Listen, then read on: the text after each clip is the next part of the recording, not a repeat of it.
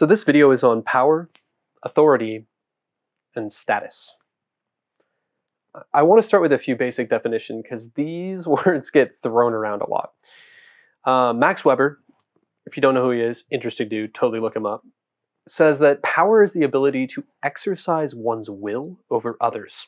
I think this is true, so we're going to go with it. Status, here at least, is the inherent regard in which an individual is held by a particular sphere. Think respect, trust, things that are earned. Now, authority is given power. This is important. It's given, not inherent.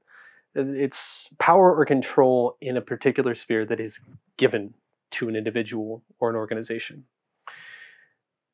So in artful leadership, these three dynamics are interconnected. And in artful facilitation, these dynamics have to be observed and cared for. Authority without status may hold power, but it breeds resentment. Think like bureaucracy. Status without authority can hold power, but that breeds resentment from those who believe they should have authority. Here you can think about examples like revolutionaries, MLK, Gandhi, or modern example, Greta Thunberg. Power without status or authority can generally only be exercised violently. It's against the wills of people in both positions of authority and status. So you can think of these as people that have monopolies on resources, oil magnates, banking dynasties, modern example, the rise of Google, people in positions of monopoly on resources. So let's consider authority as largely artificial.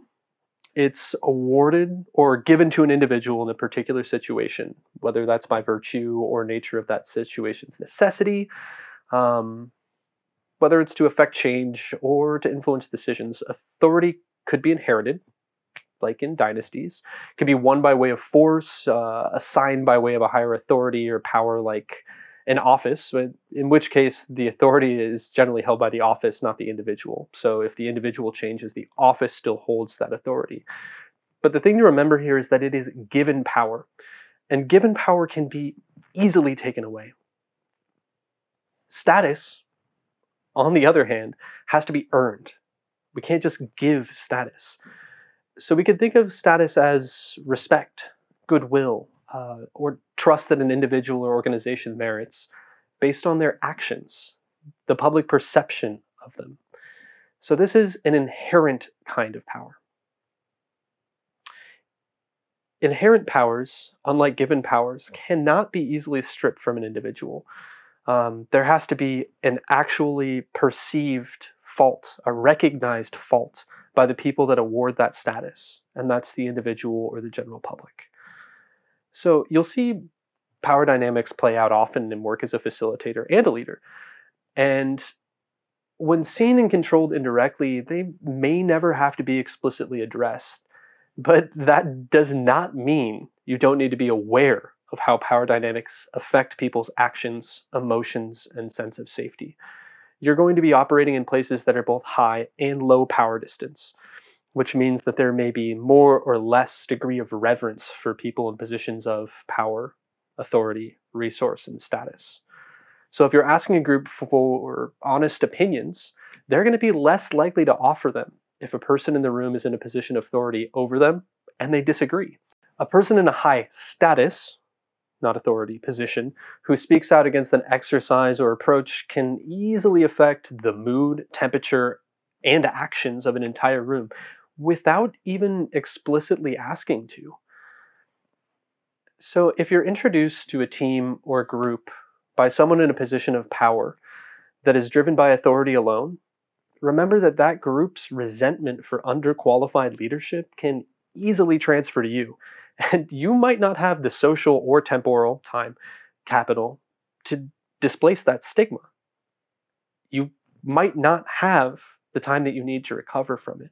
So think about the way that you're originally introduced to these groups, how you're going to build rapport, how you're going to act from a position of status and not from authority.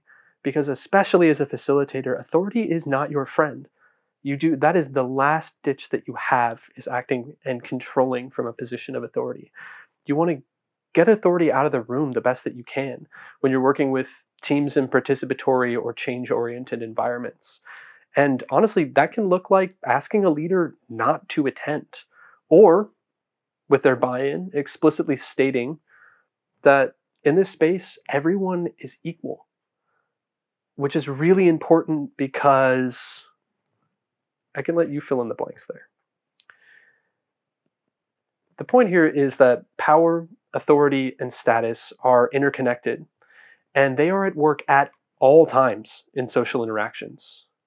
You need to begin, if you haven't, to read them, to speak them, and to leverage them for the benefit of everyone that you work with, whether those are your teams or teams you're being asked to facilitate with.